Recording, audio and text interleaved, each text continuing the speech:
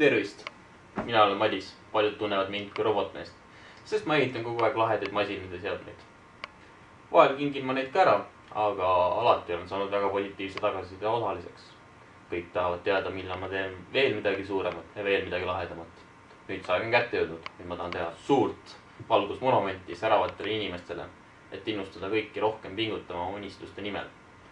Kui sa tahad mind selles plaanis aidata, ei jää sa tühjade kätega. Sul on võimalus valida valgusvaasi, valguskübara ja paljude teiste lahenduste vahel.